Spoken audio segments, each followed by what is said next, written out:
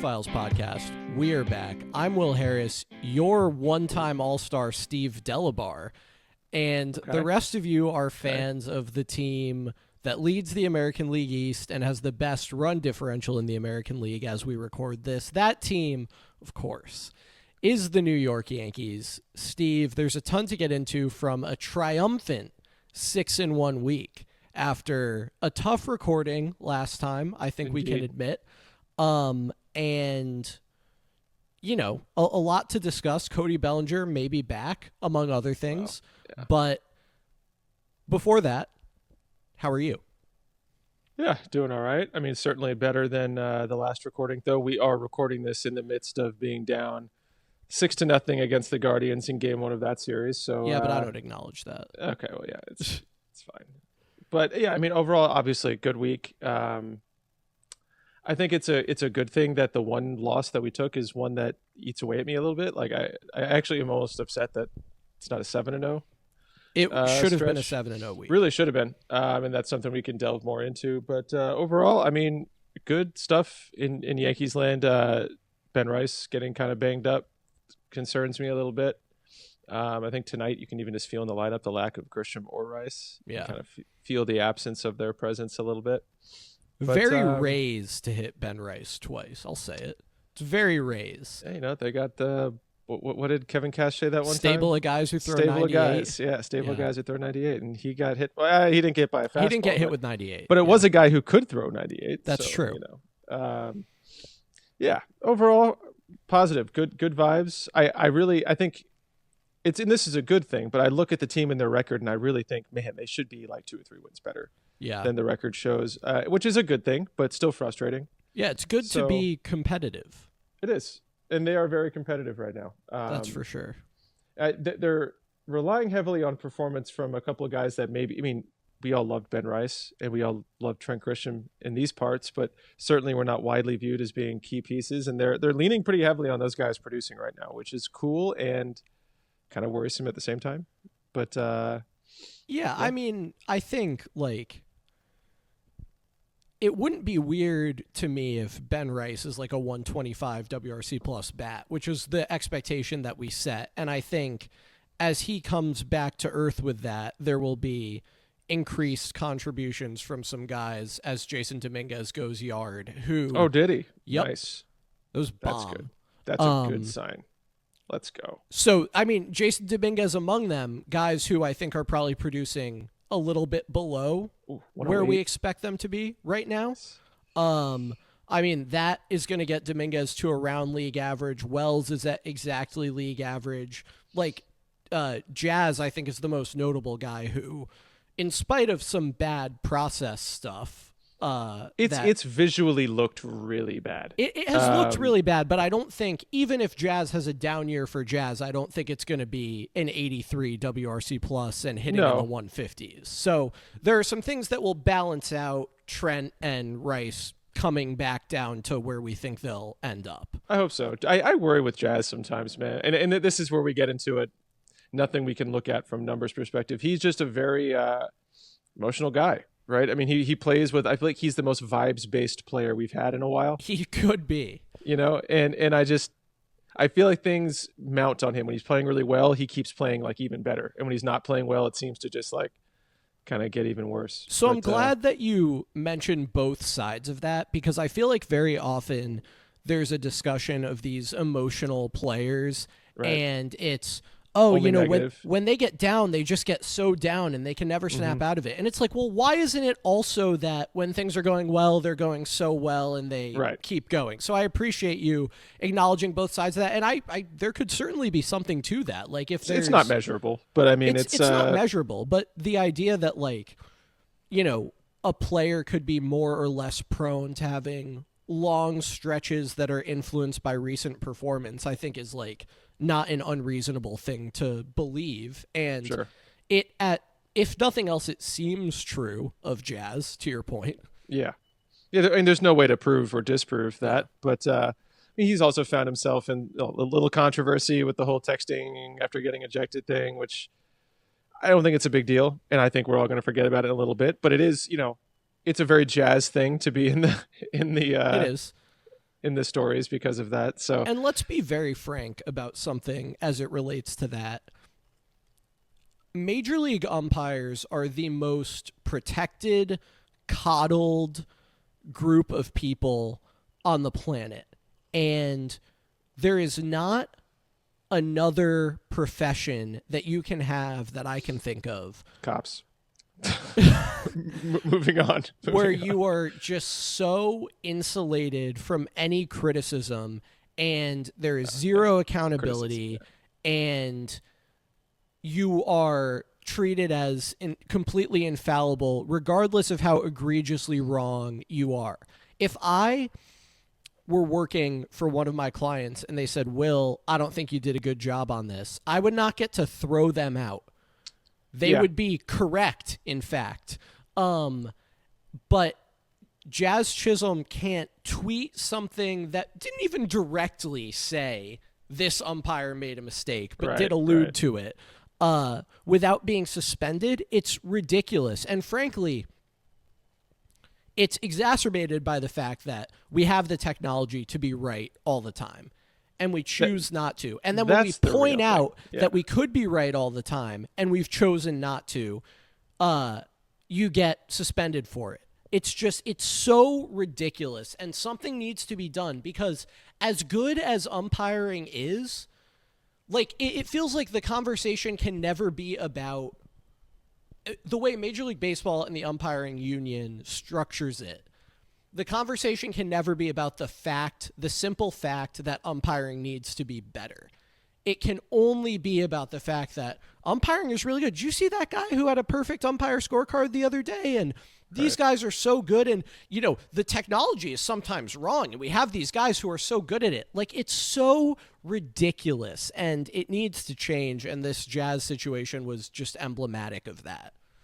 Yeah, I mean, I think it's the technology to me that's what, because I understand needing to have limits to how much people can complain. Otherwise, it would just be a free for all, a shit show of people just whining about every call. Arguably, but I mean, it would. I can understand how that would impact the flow of a game. The flow. Sure. You can't just have everybody whining constantly, because they're just. You need to have some progression. You need to have calls. It needs to keep moving forward.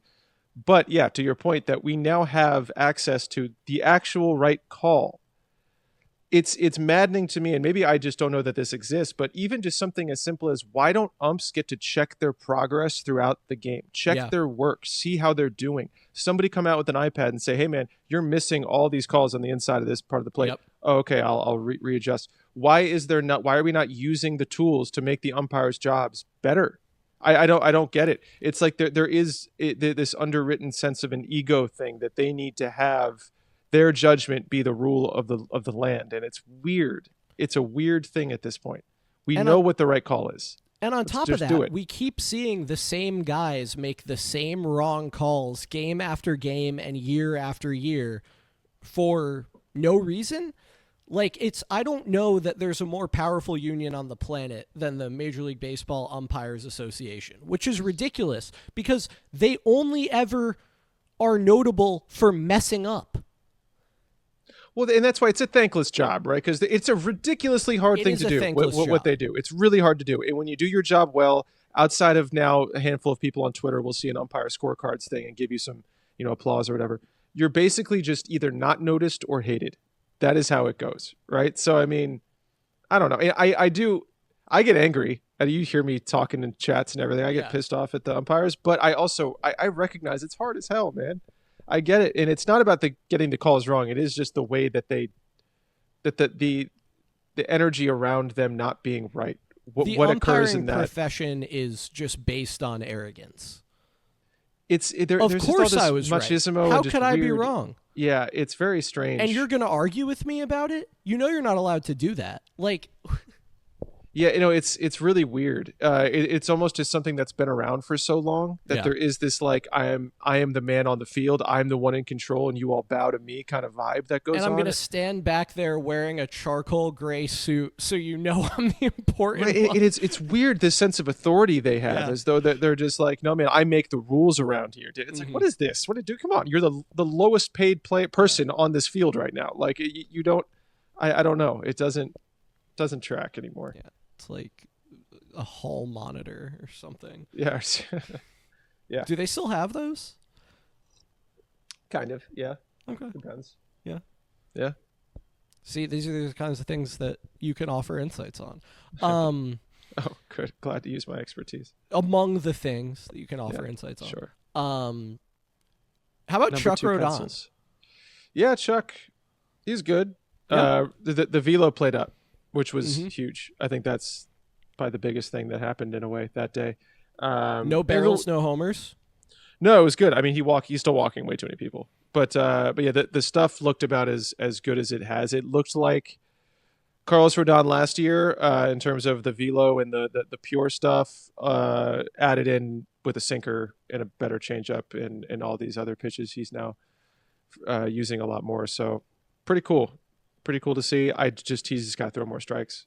He It's as does need simple to as throw that. more strikes. And his but- stuff is too good for him to be dancing around the zone like that. Well, that's the thing. It's not a Marcus Stroman situation where he has to throw strikes because he can't get chases, but when he Right. throws strikes, they're going to get destroyed. Carlos Rodon is throwing pitches that are good enough that, like, guys are not hitting them hard. You know, he's kept Right. ex-Woba down more effectively this year than he has a lot in the past. Well, we're seeing it And- with the sinkers, man. He's throwing Exactly. that sinker with freedom. And the cool thing, if you're watching the way people are reacting to his fastball, the more he's throwing that sinker, the more you're seeing people get under his four seam. Yep. So it's actually helping his four seam now too. They're getting under a lot more, whiffing underneath it or just popping it up, fouling it back. So it's all helping. So it's giving him so much more freedom to attack the zone because he's a little bit more unpredictable. Yeah, and So that's there's really all nobody that's just sitting dead red on his four seam as much. It's really all that there's left to do. I mean, he's getting swings and misses. He's getting strikeouts. He's limiting contact quality. He's getting balls on the ground. Like, all that's left to do is attack the zone a little more. Because really, and we didn't get into this as much last week, this year, the problem, I would contend, has been less that he's giving up home runs and more the timing of the home runs that he's given up. Yeah. Because he's just been allergic to giving up solo home runs. And Yeah, I mean, yeah. if- if he were attacking the zone more and keeping guys off the bases via the free pass, we would care a lot less about the home runs because they would be not 3-run shots. So He's I do still think giving there's up an too many element of home that. runs. You know, even if Steve, he was, it's still I high. know he is. No, look, I'm just saying. I'm just trying to draw up. It's not Yes. it's not no, like it's not just that. It's his not home run just rate that. is still high, but yes, it would not be nearly as big of a deal for a guy with as few hits per nine as he's allowing right now. You would really hope those home runs would be more, solo shots. But I think he's walking five walks per nine right now. Yeah, it's too And many. that's completely unsustainable. Did you ever So, see the exchange that I got into with that guy who was saying that Nolan Ryan allowing the fewest hits per nine in Major League history means that Nolan Ryan was the hardest guy to get a hit off of in Major League history? I think we talked about that in an episode a little bit ago. Yeah, I think we did too. I just think there's a lot of I've been thinking about the ball this year because I saw an interesting graphic about how expected slug is being underperformed, even though the ball, it seems like the ball is bouncier this year but has less. Sorry, the ball is bouncier this year but has more drag. So guys are hitting the ball hard and barrels are up and exit velo is up, but balls that are hit hard are not traveling the same distance that we would expect them to typically. And I think we saw a good deal of that in the Tampa series.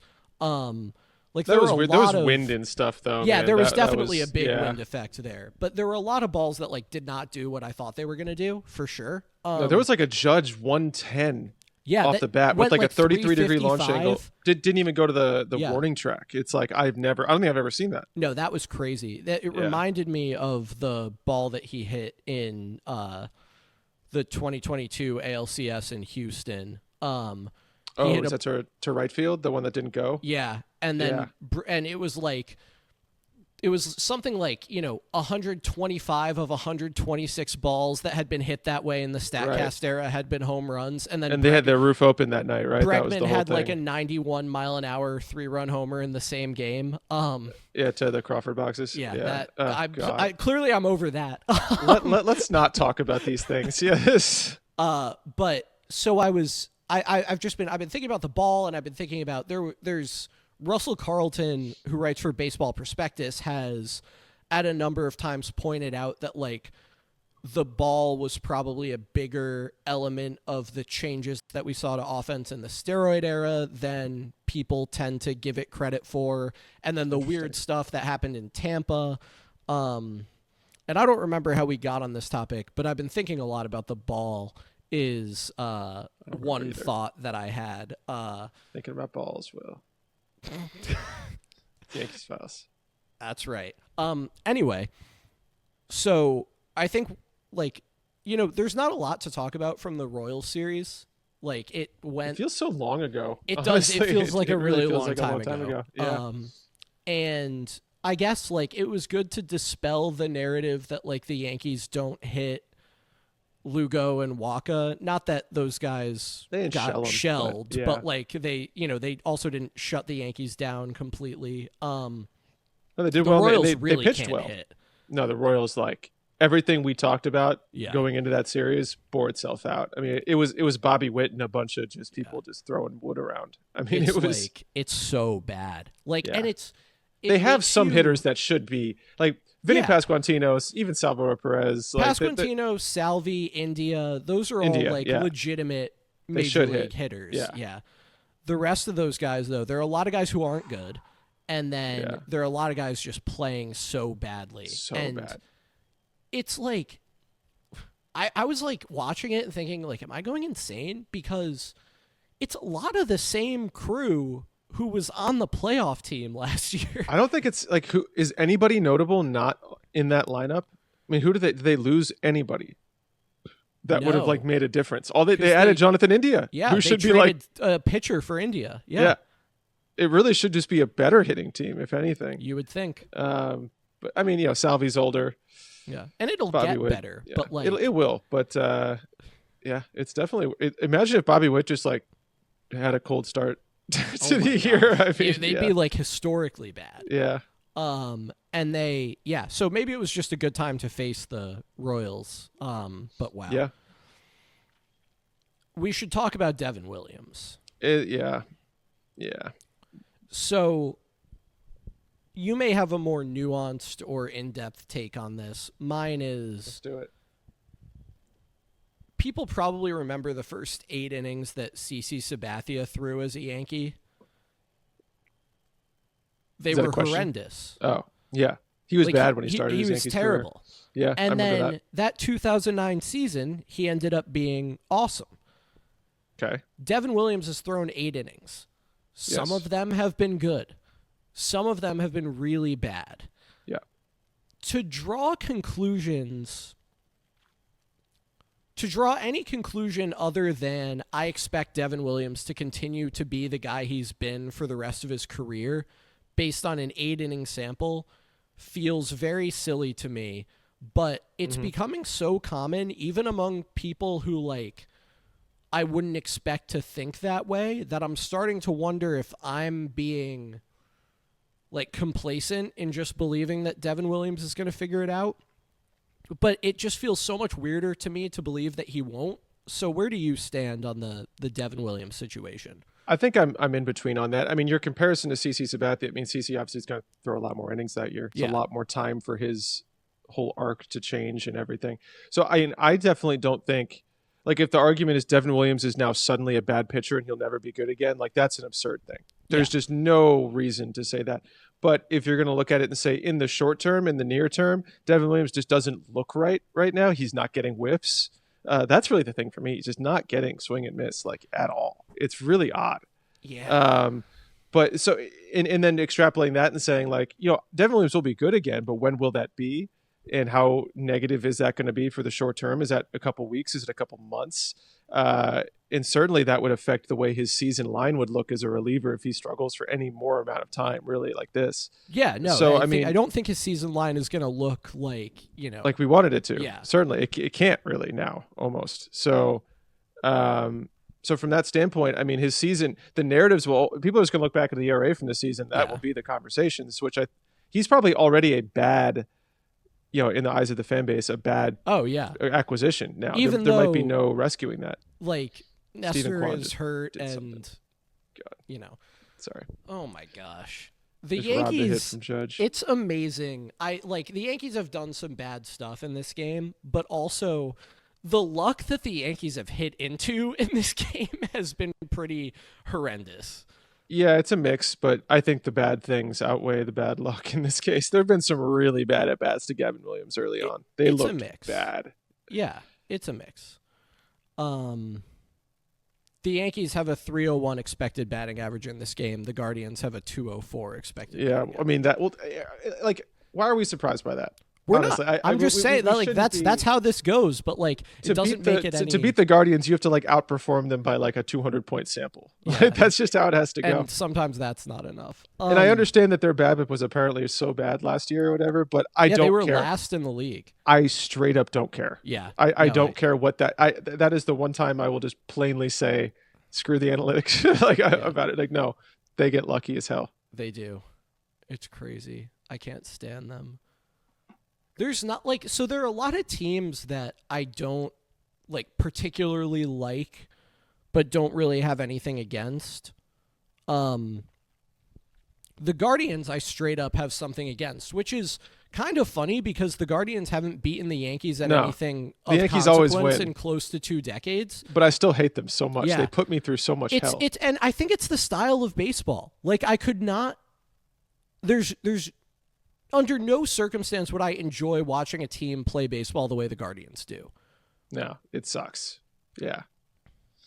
I mean, it's different than, I don't know if the Rays this year qualify as that, but the Rays often are a small market team, all that, but they often would put together guys who hit the ball hard, who actually played the game. The 2020 Rays were home run or strikeout city. Yeah. And they did it on a budget. And that's kind of cool when they do that. Yeah, and they had Willy Adames, who's really cool, who did, I think, make the last out of that World Series. Did you hear about Willy Adames recently talking about playing at the Trop? So I know there's been a long-standing Willy Adames thing about needing to get out of Tropicana. He cannot hit at Tropicana, and he talked about it, and it's he hated that place so much. Did you just see the Paul Goldschmidt hit? This man's luck is going to. This man is ahead of me. He is the embodiment of Guardians luck right now, just injected into him. Everything that's coming off of this guy's bat is a single right now. It's crazy. It's not going to last. Sims calling him Paulie Singles the other day? I don't know. I think that happened. I mean, look, I love that he's ultimately hitting well and everything right now, but this can't last, right? It just no, can't. Of course it can't. But hopefully, when it stops lasting, he supplements with extra base hits, which have been weirdly absent for how hard he's hitting the ball. He's not hitting the ball that hard, though. Is he not? No, not really. Not compared to basically every other year of his career, actually. This would be the weakest he's hit, though. I don't think he's low exit velocities or anything, but they're not what they once were, that's for sure. He is taking more of a slap approach. Yeah. Oh, wow. I didn't realize the hard hit was down that much. I figured, obviously there was a sacrifice for making more contact, but I figured there was still a good amount of hard contact in there. And I was wow. Oh, enjoy this. Steve, coming up. You are a pitch ahead of me. And Enjoy what's coming. Live reaction, I guess. Oh, nice. Yeah. Sick. It's a world-famous home run, live on the Yankees Files podcast. It's kind of a game right now. It's very much a game. Shout out my dog, Paul Seawald. Such a great name. It is. But yeah, back to Goldschmidt. I mean, his xWOBA is still 380. So, I mean, it's not what he's doing does suggest that there is some level of sustainability to it. Totally. I mean, to it being good. But it is weird. I mean, I think it was Ryan Garcia who said it the other day. And when he said it, it really clicked with me and felt true, even though this player went around about it differently. He reminds me of DJ LeMahieu, good DJ, yeah, just kind of really spraying singles everywhere. Yeah, I didn't expect that from Goldie. Do you But remember? even 2019 DJ hit the ball hard as hell. Yeah, he did. People, this is kind of related. People forget that DJ LeMahieu is like a massive human being. Like he is just a large person. And I don't know if you'll remember this, but in the 2019 All-Star game, DJ was playing second and George Springer was playing right field. And they were interviewing George Springer live during the game. And he couldn't stop talking about how tall DJ LeMahieu was and how he was used to being able to see way more of the infield over Jose Altuve. That's funny. DJ's a bit, I feel like just because of his name and the fact that he was like known as a light hitting good defender, you just had this sense that he just sounded like a small guy. Yeah. But no, man, make me wax poetic about 2019 DJ. I loved 2019 DJ. He was really cool. Really I would think he'd be like Jamie Carroll size or smaller. Yeah. I have a trivia question for you. This is fully off the topic, but it's about Cody Bellinger, who went yard yesterday, which was refreshing. My MVP campaign not looking great. He's hitting into a little too many double plays for my liking. Just not doing much well, to be honest. So Cody Bellinger is one of 6 Major League Baseball players ever to win Rookie of the Year, MVP, Silver Slugger, Gold Glove, and a World Series. Wow. Can you name any of the other 5? I'm tired, man. Is that a no? All right. So they started awarding the Silver Slugger in like 1980, just so we can frame that a little bit.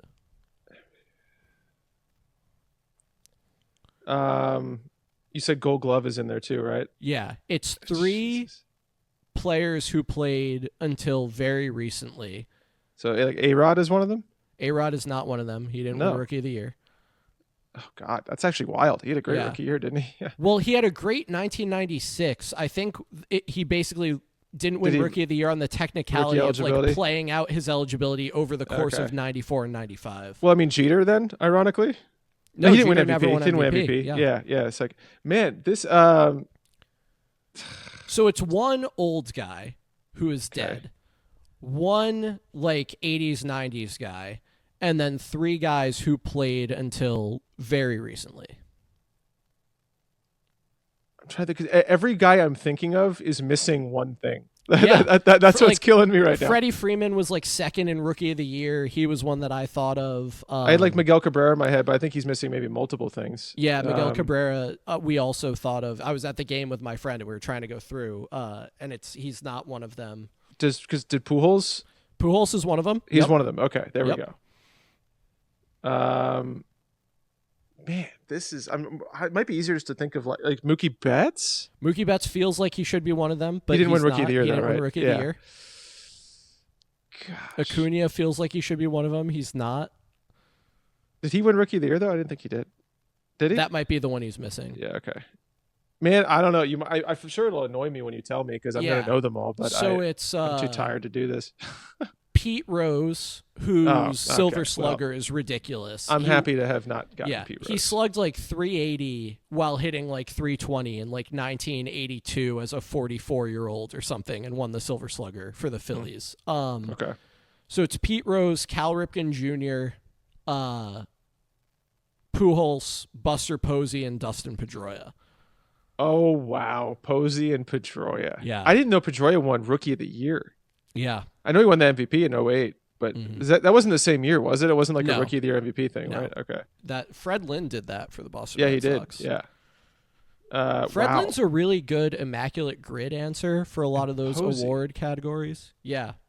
Yeah, Fred Lynn's career is weird because he was like so good, and then that was kind of it. Yeah. He was just sort of like average for a long time. Yeah, it is weird. Interesting. Anyway, that was a good Cody Bellinger trivia question. That was a good trivia across. question. Yeah, thanks. That's crazy that Cody Bellinger is in that conversation with kind of how his career went. I mean, he is one of the more unique careers I've ever seen. It's so weird, man. Yeah, it'll be especially weird if he is just absolutely terrible this year. At what point do we start worrying about the fact that Cody Bellinger's going to opt in? Now I think. Look, I wasn't as concerned. Like lately, initially he was bad, but had signs of being good. And I Yeah. was like, actually, if he continues doing this, I think he'll be fine. Lately, it's going in the opposite direction. Yeah, he's been bad with signs of being bad. Yeah, it's just bad now. And I threw a couple swings today, and even like the home run, I know the bat speed was down a little bit, but like he had a swing on a fastball today with 2 strikes that just looked totally defensive. And it ended up resulting in that double play. And that was brutal.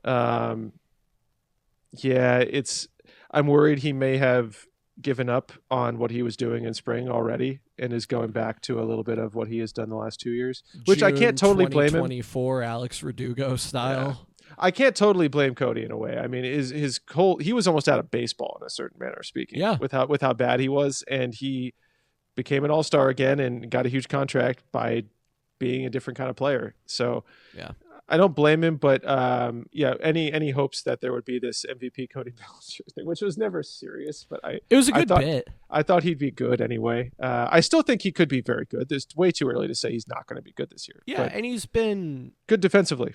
Yeah, certainly. Yeah. It's like it's funny because you ever listen to the song "Hey Jealousy" by the Gin Blossoms? No. Okay, it's a good song. There's a line in that song that is, if you don't expect too much from me, you might not feel let down. And that is very much like the situation that we're in with Cody Bellinger. You had to reference a random song just to get that point across. Anyway. What? I like the Gin Blossoms. I'm seeing them in Chicago in July. I think some of our listeners may also be fans of the Gin Blossoms. Sure. If anyone out there is nostalgic for the 1990s, I'm here for you. You may be nostalgic for the 1990s, Steve. You remember more of them than I do. Oh, nice. Good. Well done. Anyway, the Cody Bellinger situation is very much, if we put the opt-out question aside, it's very much just an expectations question, because a versatile outfielder who's good defensively, who, maybe finds a way to be league average or a little better offensively, which right now would be a huge upgrade over where he is. So there's some question there.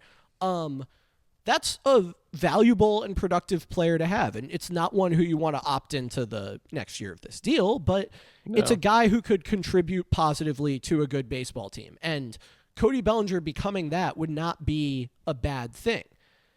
However, I do think that spring training in particular got a lot of people's hopes way up about Cody Bellinger and to a place that they should not have been. And everyone knew that we weren't getting 2019 Cody Bellinger, but people started to kind of talk like, he was going to be so good.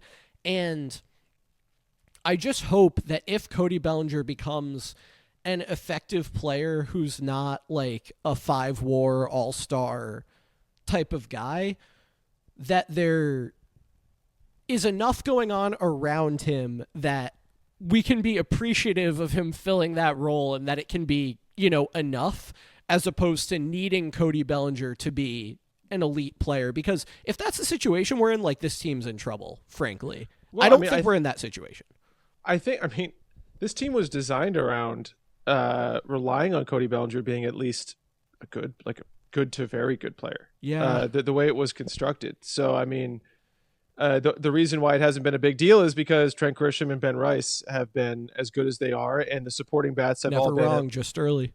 At least around league average, right, for everyone else. So, it's just been fine. Goldschmidt's been hitting above, so he's been covered by everybody else. But yeah, I mean, the spring training thing, I didn't care that he hit 440 or whatever the hell it was, and I didn't care about any of that. It was just he was swinging harder and he was making hard contact, which is what we wanted him to do. And he started the season doing that. And then I really, and this is where, if you want to bring it on to Ben Rice, where little stupid nagging injuries that can derail things bother me, because he had this back thing, the cold, and it tweaked his back. And now everything has kind of been thrown in disarray. He missed some games with that, came back. Things have never really been getting going right now. And as just somebody who's watched so much baseball, I've just seen that happen. But baseball players can just be so delicate with where they're at. Baseball is such a precise sport, and you shake things up a little bit and get them out of the rhythm. And all of a sudden, it takes a long time to get back if they ever do. And that's why Ben Rice, hitting as well as he was, you worry that even if there's no serious injury, that he's going to come back and he might not get back to doing what he was doing. And it worries me because it already happened with Bellinger. Yeah, thankfully with Ben Rice, like, he's been the same guy the whole time, from the sense of, like, there's going to be some swing and miss in there, but he's going to have a great eye, and he's going to take massive hacks, and he's going to destroy the ball. I think you just worry about whiffs piling up more. Yeah, you know, totally. But I think, like, to me, I think Bellinger's success with a given profile kind of sat more on a knife's edge than I perceive Rice's profile is doing. I agree in part, but it is hilarious that you're saying that, right? I mean, if we're going to look at, you have a guy who came into this season with like how many career at bats with like an 80 WRC plus versus a guy who over the last 2 years, a guy who won Rookie of the Year, MVP, Silver all that. Slugger. And not just that, but he had the last 2 years, he has like a 120 WRC plus combined. I mean, like, so it is an absurd thing in one aspect to even make that claim. I understand what you're saying though, but I mean, I don't know. It's just crazy. It's just a crazy situation with Ben Rice. Is he actually that good? Like, that's what's annoying. Like, no, he's I not believe a he is 200 WRC plus. No. But is he? I mean, I don't know. Is he really elite? Because what's elite? Like could be. I mean, God, looking at his data right now and how hard he's impacting the ball and everything, you look at him as like a 140, 150 WRC plus guy, which is like extreme. It's 2024 Bryce Harper. Yeah, he was like 145. And I just don't know that it's fair to even say that. It's not fair to put that expectation out there, but I think it is fair to say that Ben Rice has demonstrated the ability to do that. You know, how about, why wouldn't we say, I know the data isn't quite as encouraging as Ben Rice, but why wouldn't we be making similar proclamations, even though we have? But Trent Grisham. Grisham looks insane. And the data's there also. Look at his Savant page. It's bleeding red too. Trent Grisham has been unbelievable. Incredible. And like, the thing with Grisham is, the top prospect, didn't man. He was know so hyped. That he was crazy hyped. And you were talking about it on one of the last episodes, like was it after 2020 or after, it must have been after 2020. And people were talking about him taking like a crazy jump, and the comps were going insane. Oh, the first month of 2021, he went off after he had a really good 2020. Really good 2020. Yeah, but small sample and everything. Killed it the first month of 2021, and people were going crazy. I mean, he was going to be the next big star. He was like going to be that guy, MVPs and Gold Gloves and everything, and that fell off pretty quickly. Yeah. So the thing with Trent is, like, there's some stuff that he's always done really well, namely walks. Yeah. But he is, while he's barreling the ball at a similar rate to what he's done before, he's reliably hitting the ball just so much harder, so much more often. More often. He's a little less patient in a way. I think he's walking a little bit less, right? He is. A little bit more aggressive, which I think he needed to do, honestly. He was a little too passive. So it's good to see him just try to impact the ball a little bit more, because my God, he can do it, man. He hits the ball hard. Yeah, he's swinging more than he ever has. He's swinging in the zone the second most that he ever has. And he's making more contact in the zone than he ever has. Yeah, it's a good changes to his profile, and we know the eye is there. So like, look, it's April 21st. Anything can happen, but he is showing all the hallmarks of a good hitter. He was a starting outfielder the year before last year, and had been his whole career to that point. And I, like, other things that ironically worry me more than old Trent Grisham would have. He's slower. I think he gets a lot of acclaim for his defense when I don't think he's actually that good. I think he's fine. I think he's a fine center fielder. I think just because he makes it look so casual and easy, it's great. I think he's very solid out there, dependable, reliable. I do not think he's an elite center fielder at this point. Yeah, it's been a minute since he was like 13 DRS or, he's 10 not that guy anymore. Average. Yeah. He's not particularly fast either. No, he's kind of like average speed, if not a little below average. So yeah, and I still think like he can clearly competently play center field, but it's not like he's. Yeah. I think Bellinger might be a better center fielder than than Trent Grisham. That'll honestly. be interesting to watch. It could be true. I think they're pretty similar. Bellinger's a little faster. Grisham might get better jumps or something. I don't know. But Yeah, we have a pretty good defensive outfield. it is a good defensive outfield. Jason had another play today that kind of bugged me. Ball that I but- probably should have caught. Yeah, you can almost, and I'm just extrapolating here, but it seems like the Yankees have almost told him, avoid those just let those drop. If you're Yeah. not sure, just don't let it roll by you and turn into a story. Just Yeah. let it bounce in front of you, catch it, throw it. He's very, very cautious coming in. He's on the ball. very cautious. Yes, coming in. Yeah, going back, it's like because then it doesn't matter. It's gonna be over your head Yeah, anyway, right? exactly. So then he's bolting. He's made some really nice plays going Yeah. back, but coming in, he seems to be very hesitant. Yeah, he is. he's But very I mean, maybe conservative. that comes with experience out there. He'll get a better sense of, I feel like I can get to this ball or I don't, and Yeah, those plays will come because it's you end up in a catch-22 pretty quickly if it's like, all right, I'm going to place shallow so fewer balls land in front of me. Yeah. Well, that's actually really bad. You want to be able to play deeper so balls don't go over your head and you don't surrender extra base hits. And then right.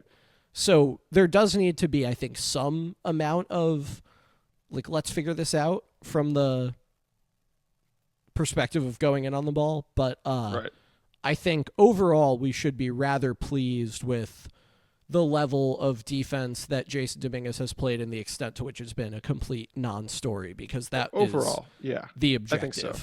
And I like, honestly, I like how Aaron Boone has handled subbing him in defensively. I know it's a Yeah. big talking point for whatever reason, but we have really good defensive outfielders. Let's use them. I like that we're using them. It's actually, I mean, oftentimes you don't get to see the direct results from it, but we've actually had multiple times now where yeah, he gets subbed out, Bellinger and Grisham are in, and they make some great plays. Yeah. Like immediately. And it's So- just it's like anything else in the sport. You want to maximize the skill sets that you have on your team. Why did lefty one-out relievers exist when that was an option? Right. Because there was value in being able to come in and get a tough lefty batter out. Right. The whole sport is based on getting everything you can out of guys, and we should be Right. happy that the Yankees are doing that when they do that. And kind of pushing back to Trent Grisham, how long do you think, assuming performance stays, well, it won't, I hope it wouldn't stay this static for Bellinger, but similar for Jason and maybe something a little better for Bellinger and Grisham continues to play significantly better than those two.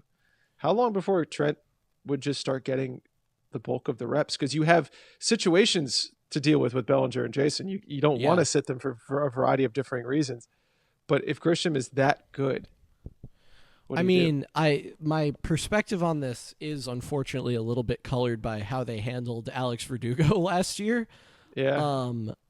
I think this is different, though. I think this is a different situation. Maybe not Bellinger. Bellinger. Yeah, would be well, kind of a that's similar my situation. concern Yeah, is that yeah. Bellinger is a similar situation. But no, even that's different though, because he's got to play his way off of this team next year. As far as they're concerned, they have to play him so he's not back. Well, yeah, that's why I don't think that they'd be inclined to give his playing time to Trent Grisham. Yeah. Oh yeah, I see what you're saying. Okay. So, I do think that with how much they enjoy giving Judge days at DH and the platoon ability of Jason Dominguez and the health concerns for Cody Bellinger, that there are ways to get Trent Grisham in the lineup a lot without causing a stir when it comes to playing time.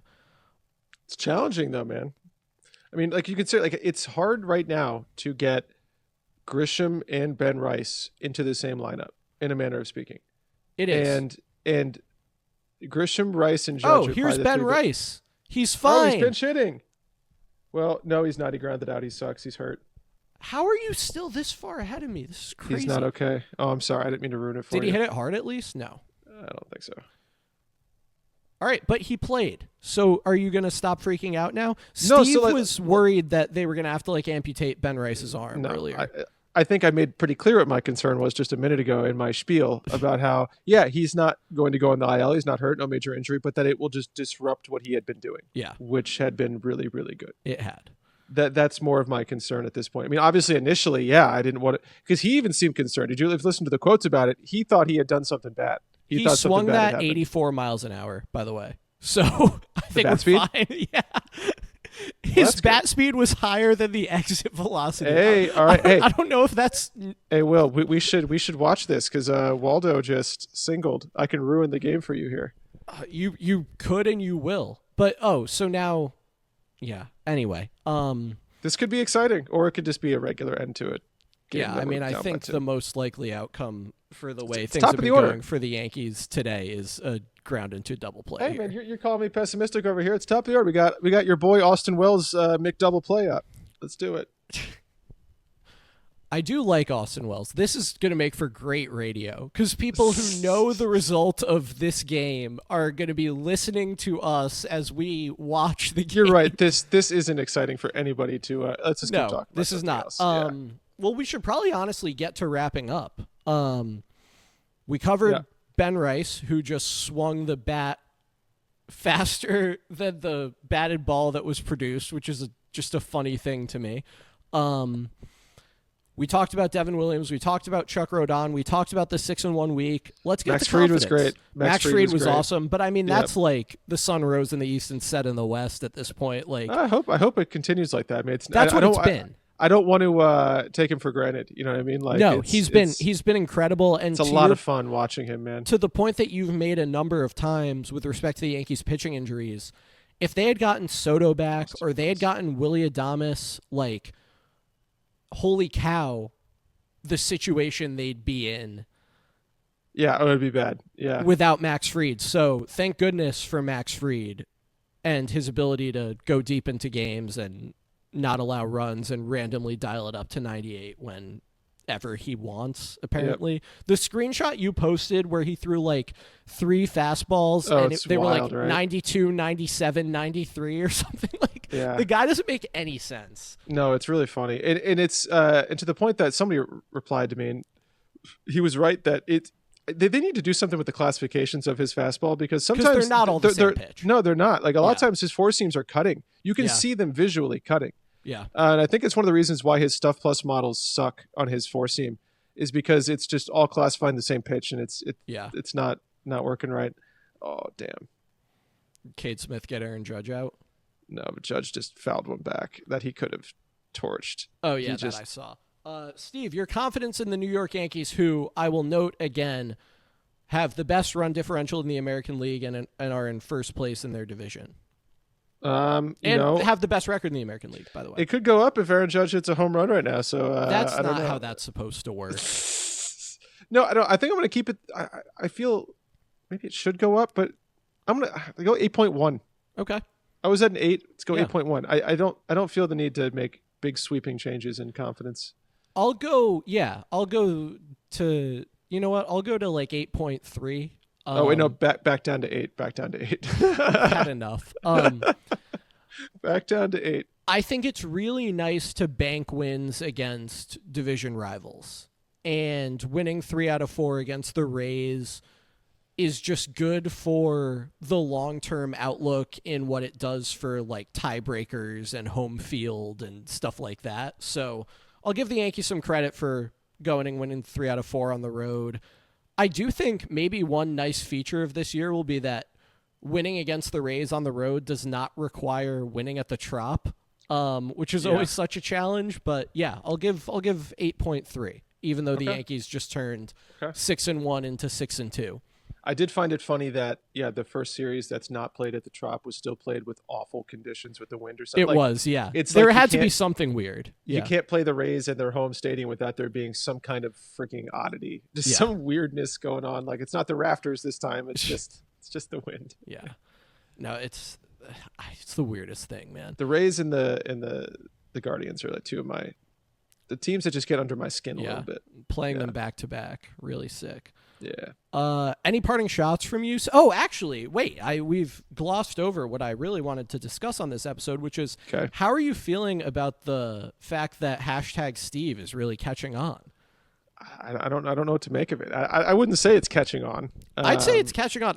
It used to be that I was the only one saying #Steve, and now a lot of people are saying #Steve. What defines a lot? Because I'm pretty sure it's just this one group chat we have that people are just. No, I've been getting some #Steve responses. Do people even know? Not that there even is a reason for it, but People do just people love even... it. Hey man, I don't think it has anything to do with me, but I'm happy. Of course it does. I don't think it does. Well, there would be no hashtag Steve if there were no Steve. Sure, but if there are other people doing it, I don't think they even understand what I think. I don't know. I don't think it's understood what it is. I think it's understood. I think people. So. What is the point of it? What is it? It's not even clear. Yeah. So, what happened was during one of the Yankees Pirates games, the Friday afternoon one, I was at a bar after work with some coworkers, one of whom is Bobby Osborne, who responded to one of your tweets today and is a listener to the podcast. Hey, Bobby, how's it going? See you tomorrow. And another of whom was asking me and asking Bobby about, like, who's this new guy, Steve? I didn't realize Whipple wasn't on the podcast anymore. All this stuff. So complaints. The Steve origin story was explained, and then the Yankees did something good in the game, and then Bobby was talking about 30 War Summer, which isn't going to happen, but I wish would happen. And then I composed a tweet about hitting ball over fence and 30 War Summer, and one of my friends was like, you should put hashtag Steve in there. And I was like, okay. So it was just like kind of the moderately drunken ramblings of three corporate dudes. And now hashtag Steve is sweeping the nation. Sweeping the nation. I'd say. Is that how we describe that? I'd say it's sweeping the nation. All right. Maybe sweeping like the tiniest sector of an already tiny sector of Twitter. Hey, what's the difference? I don't know. Yeah, I'm all about it. Spread the word. Hashtag Steve. Hashtag Steve. 30 War Summer. Hit ball over fence. Let's do it. All right. Any parting shots now that we've covered hashtag Steve? I don't think so. The Yankees lost. So, yeah. No. All right. Yep. How about yourself? Do you got any parting shots, Will? I think part me with some shots. I think the hashtag Steve thing was really my parting shot. Who starts tomorrow? We got Will Warren tomorrow. Yeah, I think we got Bill tomorrow. And who's after that? It's not. It'd be Rodon, right? It's Chuck. Yeah. Wait. It is. It is? Yeah, it is. It is. Yeah. Bill, then Chuck. Yeah. It's really nice, I gotta say. I know he didn't pitch great today, although I don't think he made a terrible pitch to Ramirez. He did make a terrible pitch to Manzardo. It's nice that there's only one spot in the rotation that's going to Carlos Carrasco and Marcus Stroman instead of two. Like, I agree, but it feels better having Clark Schmidt back. It does, but like watching Clark, this is a whole. I mean, I don't have to go on a tangent of it, but Clark Schmidt, to me, it just never felt like a complete product. And I know it's just 2 starts off of the IL, and I'm sure he will be better than this, obviously. But I just saw a lot of the same things that have always concerned me about Clark Schmidt. That's really what I've been seeing the last 2 starts. So I think he'll be fine. He frustrates me. He's very frustrating to watch, I think, personally. Do you think Carlos Rodon is the new AJ Burnett? No. Only because I think, well, if you take out the first year, I think he's just been better than AJ Burnett was already.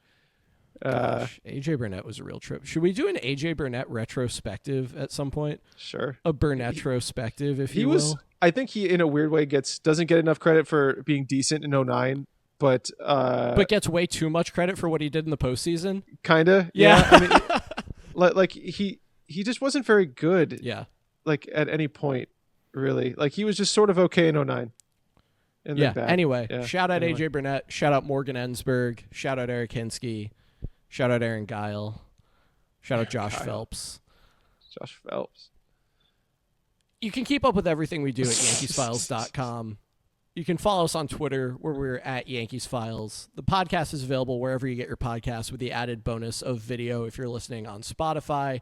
We hope you'll rate, review, subscribe, do all that positive stuff if you like it. We hope if you don't, you'll just do the stuff that boosts our listener numbers. Full video podcast also goes up on our YouTube channel, youtube.com/@crosstownsports. We will be back similar time, similar place, different place for me, next week, which is really later this week, to recap the rest of the Cleveland series and the series at home against Toronto before the Yankees head off to Baltimore. And until It's a then, long road trip. yeah, and weird that it's only 3 games at home. Anyway, the off day on Thursday will be welcome, especially the way the bullpen has been used. Steve, you got me off track. Until next time, let's go Yankees. Go Yankees.